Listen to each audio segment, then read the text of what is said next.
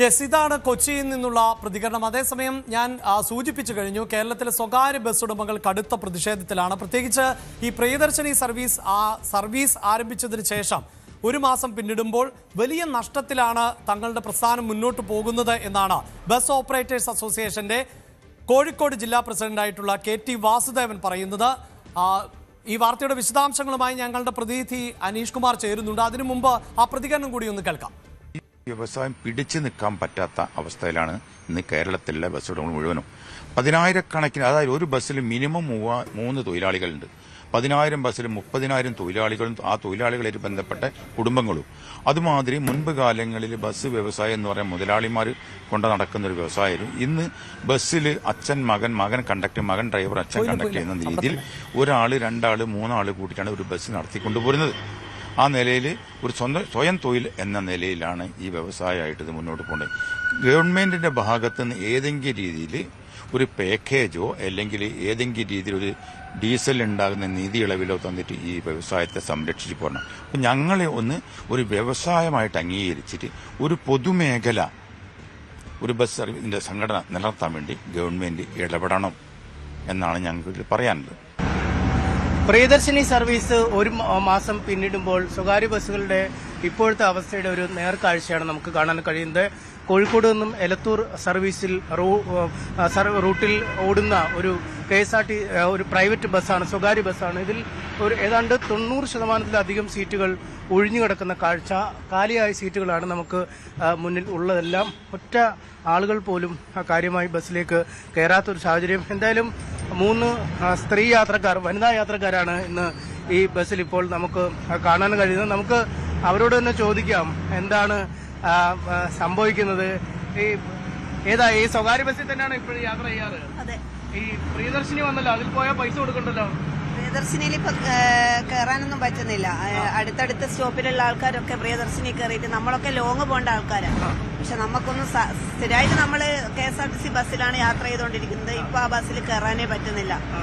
10 രൂപേന്റെ ഓട്ടത്തിലടക്കം ആൾക്കാർ അതിലാ കയറുന്നത്. ഭയങ്കര തിരക്കാണ്. സമാധാനമായി യാത്ര ചെയ്യാൻ പറ്റുന്ന അതെ, പ്രൈവറ്റ് ബസ് തന്നെയാണ് യാത്ര ചെയ്യാൻ പറ്റുന്നത്. പൈസ ലാഭം കിട്ടില്ലേ? പൈസന്റെ നോക്കിയിട്ട് കാര്യമില്ല, നമ്മളെ ജീവനാണല്ലോ നമ്മൾ വില കൊടുക്കുന്നത്. ആ KSRTC ബസ്സിൽ നമ്മൾ സ്റ്റെപ്പിന്റെ മുകളിലൊക്കെയാണ് നിൽക്കുന്നത്. ഓട്ടോമാറ്റിക് ഡോർ അല്ലെങ്കിൽ ഡോറ് തട്ടിപ്പോയാൽ പുറത്തേക്ക് ആൾക്കാർ തെറിച്ചു പോകുന്നത്. ഭയങ്കര അപകടമാണ്. എത്രയോ ബസ് വൈക്കായിട്ടാ പോകുന്നത്. ഇതൊക്കെ കാലാവധി കഴിഞ്ഞ ബസ്സാണ് ഇപ്പൊ ഇവിടെ നിന്നൊക്കെ ഓടിക്കൊണ്ടിരിക്കുന്നത്. എങ്ങനെയാ പ്രിയദർശിനി യാത്ര ചെയ്യാറില്ലേ? തിരക്ക് കൂടുതലാ. തിരക്കാ. അപ്പൊ ഇതിൽ പക്ഷേ ശാന്തം, ആരുമില്ല. സാധാരണ ഈ ബസ്സിലൊക്കെ ഈ സമയത്ത് പോയാൽ ഇരിക്കാൻ പോലും സീറ്റ് കിട്ടില്ലായിരുന്നു. ഇപ്പൊ സൗകര്യമാണ് അല്ലേ? അതാണ് സാധാരണഗതിയിൽ നിന്ന് പോലും പോകാൻ കഴിയാത്ത റൂട്ടായിരുന്നു. ഇവിടെ ഇപ്പോൾ സുഖമായിട്ട് ഇരുന്നു. അപ്പൊ അവര് പറയുന്നത് അവര് പ്രിയദർശിനി ഒഴിവാക്കി ഇത് കയറി. കാരണം പ്രിയദർശിനി ഭയങ്കര തിരക്കാണ്. ഇവിടെ കയറിയാൽ സുഖമായിട്ട് ഒരു മനുഷ്യനില്ല. സുഖമായിട്ട് പോവാ. ഇതാണ് അവസ്ഥ. ബസ്സിനകത്തുള്ള അവസ്ഥ നിങ്ങൾ കണ്ടില്ലേ? ഇതാണ് ഇപ്പോൾ ഈ സൗജന്യ യാത്ര വന്നത് മുതൽ അവസ്ഥ. സ്വകാര്യ ബസ്സിന്റെ അവസ്ഥ വളരെ മോശമാണ്.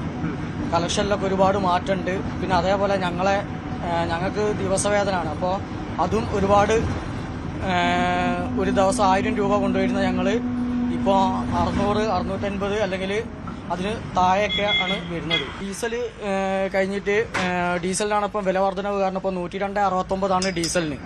അപ്പോൾ ഈ നല്ലൊരു പൈസ ഡീസലിന് മേലെ കൂടിയിട്ടുണ്ട്. 8 രൂപ 9 രൂപയുടെ അടുത്ത് ഡീസലിന് കൂടിയിട്ടുണ്ട്. അപ്പോൾ വൈകുന്നേരം ആകുമ്പോൾ ഇതെല്ലാം കൂടെ കളക്ഷൻ മുതലാളിക്ക് കൊടുക്കുമ്പോൾ അവർക്ക് നല്ലൊരു ബാലൻസ്. ഇത് പുതിയ വണ്ടിയാണ്, ഇപ്പോൾ 1 വർഷമായിട്ടേ ഉള്ളൂ. ഇതിന് മാസം നല്ലൊരു അടവുണ്ട്. ആ അടവൊക്കെ ഇപ്പോൾ മുടങ്ങുന്ന ഒരു അവസ്ഥയിലാണ് ഉള്ളത്.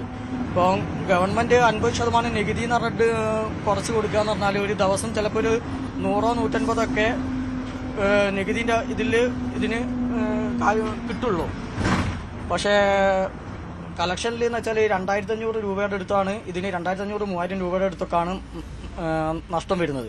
അപ്പോൾ നല്ലൊരു അടവുള്ള ഒരു വണ്ടി നല്ലൊരു നഷ്ടം സഹിച്ചും കൊണ്ടാണ് ഇപ്പോൾ സർവീസ് നടത്തുന്നത്.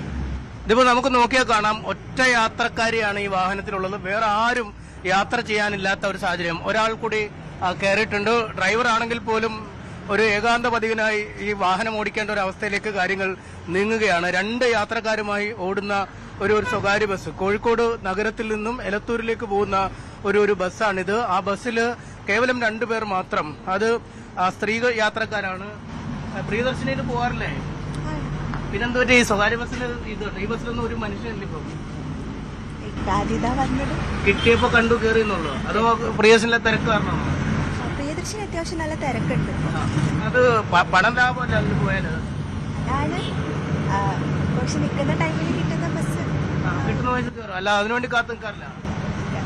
ഇപ്പൊ ഇതിനകത്ത് ഒരു ആളുമില്ല, നിങ്ങൾ 2 പേർ മാത്രമേ ഉള്ളൂ യാത്രക്കാര്. ചേട്ടാ എങ്ങനെയുണ്ട്? 2 യാത്രക്കാരുമായിട്ടാണ് പോകുന്നത്. അതും തിരക്കായോണ്ട് അവർ കയറിയേക്കുന്നത് ഓരോ സ്ഥിതി കാര്യമല്ലോ. ലാഭം നോക്കും, എന്തോരു കാര്യങ്ങൾ നോക്കി വർക്ക് ചെയ്യും. ഇതിപ്പോ സ്ഥിരമായിട്ട് ഇങ്ങനെയൊക്കെ തന്നെയാണോ ഓടിക്കുന്നത്? ആളില്ലാത്തോട്ടോ? ചില ട്രിപ്പുകൾ ആളുണ്ടാവും, ചില ട്രിപ്പ് തീരെ ഉണ്ടാവില്ല. അമേരിക്ക സ്ഥിതി എന്തായാലും സ്വകാര്യ ബസ്സുകളിൽ ആളുകളുടെ എണ്ണത്തിൽ കുറവുണ്ട് എന്ന് തന്നെയാണ് അനീഷ് ആ ബസ്സിൽ തന്നെ യാത്ര ചെയ്ത് റിപ്പോർട്ട് ചെയ്യുമ്പോൾ വ്യക്തമാകുന്നത്. അനീഷ് തന്നെ ചേരുന്നുണ്ട്. അനീഷ്, നേരത്തെ ഈ ബസ് ഓണർമാരെയൊക്കെ ബസ് മുതലാളിമാർ എന്നൊക്കെയാണ് വിശേഷിപ്പിക്കാറുള്ളത്. പക്ഷേ 1, 2, 3 ബസ് ഉണ്ടെങ്കിൽ പോലും അവരെയൊന്നും മുതലാളിമാർ എന്ന് കണക്കാക്കാൻ പറ്റാത്തൊരു സാഹചര്യമുണ്ട്. ഒരു സാമാന്യ വിഭാഗത്തിന് ലഭിക്കുന്ന വരുമാനം അതിനപ്പുറത്തേക്കൊന്നും ഈ ബസ് ഓണർമാർക്ക് പോകുന്നില്ല എന്നത് തന്നെയാണ്, ലഭിക്കില്ല എന്നത് തന്നെയായിരുന്നു നേരത്തെയുള്ള സാഹചര്യം. അതിന് കൂടുതൽ പ്രതിസന്ധി സൃഷ്ടിക്കുന്ന തരത്തിലേക്ക് ഈ പ്രിയദർശിനി മാറിയിട്ടുണ്ടോ? ആളുകൾ പൊതുവെ പറയുന്നത് പ്രിയദർശിനി സർവീസുകളിൽ നല്ല തിരക്കുണ്ട്, സ്ത്രീകൾ പലരും അതിലേക്ക് മാറിയിരിക്കുന്നു എന്ന് തന്നെയാണ്. അത് തന്നെയാണോ സ്വകാര്യ ബസ്സുകളിൽ ബോധ്യപ്പെടുന്നത്?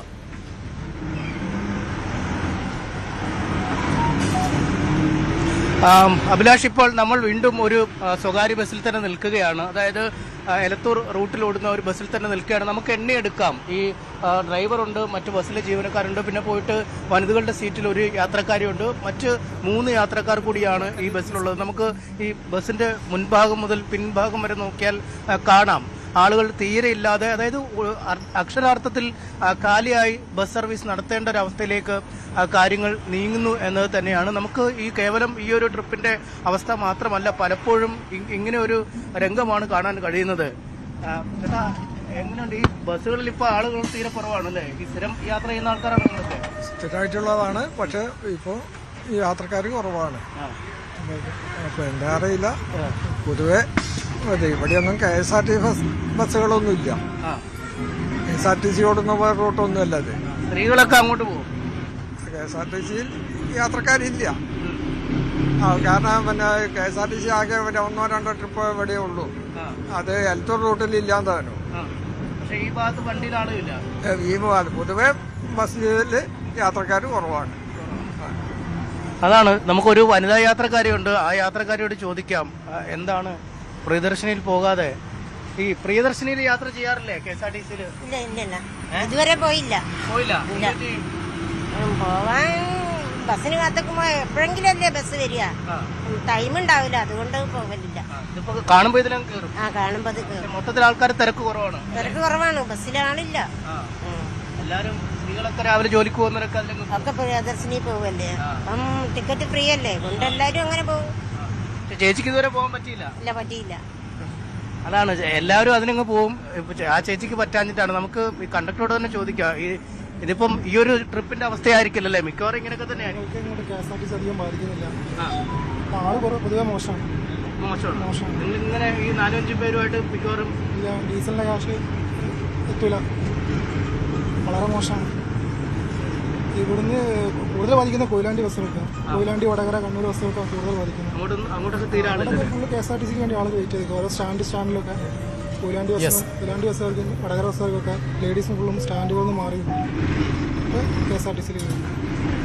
അതാണ് അഭിലാഷ സാഹചര്യം. ഏതാണ്ട് പൂർണ്ണമായി തന്നെ തീർച്ചയായും അനീഷ് സൂചിപ്പിക്കുന്ന പോലെ പ്രിയദർശിനി സർവീസ് ആരംഭിച്ചതിന് ശേഷം സ്വകാര്യ ബസ്സുകൾ, നമുക്കറിയാം സ്വകാര്യ ബസ്സുകളുടെ എല്ലാ ട്രിപ്പുകളും അങ്ങനെ നിറയെ ആളുകളെ കൊണ്ടല്ല. പല ട്രിപ്പുകളും അവർ ഈ ഇന്ധനത്തിന്റെ ചെലവ് പോലും കണ്ടെത്താൻ പറ്റാത്ത ട്രിപ്പുകളുണ്ട്. പക്ഷേ രാവിലെയും വൈകിട്ടുമൊക്കെ അത് മെയിൻറ്റെയിൻ ചെയ്യുക മറ്റു ട്രിപ്പുകളിൽ എന്നുള്ളതാണ്. ഇപ്പോൾ സമയം ഏതാണ്ട് 11:30 കൂടുതൽ ആളുകൾ സഞ്ചരിക്കുന്ന ഒരു സമയമല്ല. പക്ഷേ അത്രമേൽ ആളുകൾ കുറഞ്ഞിട്ടുണ്ട്, സ്ത്രീകളുടെ സാന്നിധ്യമില്ല. അതോടൊപ്പം തന്നെ പ്രിയദർശിനി സർവീസുമായി വ്യത്യസ്തമായ അഭിപ്രായമുണ്ട്. അതായത് പ്രായമേറിയ സ്ത്രീകൾക്ക് ഈ സൗജന്യം നൽകിയാൽ മതിയായിരുന്നു, പ്രായമായ പുരുഷന്മാർക്കും ഇത്തരത്തിൽ സൗജന്യം നൽകുക, അതായിരുന്നു നല്ലത് എന്ന തരത്തിലൊക്കെ വ്യത്യസ്തമായ അഭിപ്രായം ഉണ്ട്.